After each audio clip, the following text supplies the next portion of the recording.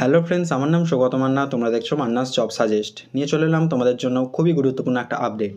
ইতিমধ্যেই কলকাতা হাইকোর্টের তরফ থেকে 2017 সালে টেট পরীক্ষার ভুল প্রশ্নর যে বিবেচনার জন্য বিশ্বভারতী বিশ্ববিদ্যালয়ের অধীনে একটা কমিটি গঠনের সিদ্ধান্ত বা নির্দেশ সেটা কিন্তু দিয়েছিল মাননীয় হাইকোর্ট।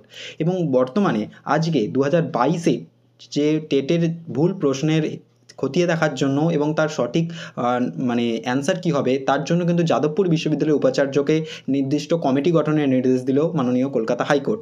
এবং সেইটা নিয়েই সমস্ত আপডেট এই ভিডিওর মাধ্যমে শেয়ার করছি। দেখো, এখানে যেটা বলছে যে 2022 টেট পরীক্ষার ভুল প্রশ্ন যাচাইয়ে যাদবপুর বিশ্ববিদ্যালয়কে কমিটি গঠনের নির্দেশ হাইকোর্টের।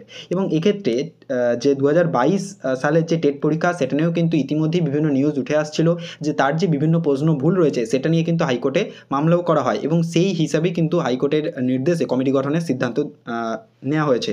এবং এখানে দেখো যেটা বলছে যে 2022 সালের প্রাথমিকের টেট পরীক্ষার প্রশ্নপত্রের ভুল যাচাই করবে বিশেষজ্ঞ কমিটি। এর জন্য যাদবপুর বিশ্ববিদ্যালয়ের উপাচার্যের সহযোগিতা চাইল কলকাতা হাইকোর্ট।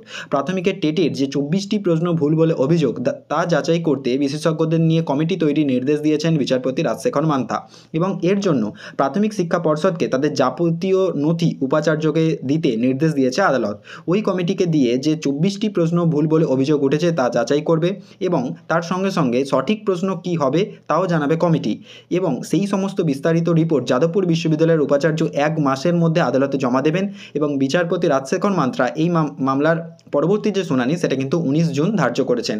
অর্থাৎ 2022 টেট পরীক্ষার যে 24টা যে কোশ্চেনের ওপর ডাউট রয়েছে বা ভুল প্রশ্ন বলে দাবি করা হচ্ছে সেইটার কিন্তু ডিটেল রিপোর্ট যেটা কিন্তু যাদবপুর বিশ্ববিদ্যালয়ের উপাচার্য তার অধীনে যে কমিটি গঠন করা হয়েছে সেটা কিন্তু 19শে জুন সেই রিপোর্ট কিন্তু পাওয়া যাবে। ঠিক একইভাবে 2017 সালের যে প্রাথমিক টেট পরীক্ষার যে 21টি প্রশ্ন ভুল প্রশ্নের বলে দাবি উঠেছিল তার ক্ষেত্রেও কিন্তু কমিটি গঠন করা হয়েছে এবং সেই কমিটির যে দায়িত্বভার সেটা কিন্তু দেওয়া হয়েছিল বিশ্বভারতী বিশ্ববিদ্যালয়কে। এবং তার যে পরবর্তী শুনানি সেটা কিন্তু 11ই জুন সেটার কিন্তু শুনানি ধার্য করা হয়েছে। অর্থাৎ এবং এর আগে 2014 সালের যে ভুল প্রশ্ন টেট পরীক্ষা যেটা হয়েছিল তারও যে ভুল প্রশ্ন 6টি ভুল প্রশ্নের নাম্বার কিন্তু সবাইকে দেওয়ার কথা একটা যে উঠেছিল সেটার জন্যও কিন্তু কমিটি গঠন করা হয়, সেটার রিপোর্টও আছে কিন্তু সেটাও কিন্তু এখনও বিচারাধীন রয়েছে। তো এই হিসেবে যে পরবর্তী যে 11ই জুন কি 2017 সালের যে টেট পরীক্ষার ভুল প্রশ্ন 21টি প্রশ্নের ভুল প্রশ্ন নিয়ে যে কি জিনিসটা উঠে আসে সেটাই এখন দেখার, প্লাস তার সাথে সাথে 19শে জুন 2022 সালের যে 24টা ভুল প্রশ্ন তার ক্ষেত্রে কি রিপোর্ট উঠে আসে সেটাই কিন্তু এখন দেখার। তো পরবর্তীকালে যা যা আপডেট পাবো এই সংক্রান্ত সমস্ত কিছুটাই তোমাদের সঙ্গে শেয়ার করব। ভিডিওতে এতদূর পর্যন্ত রাখলেও তোমরা কী টাইপের আপডেট চাইছো অবশ্যই নিচে কমেন্ট সেকশনে আমাকে জানাবে।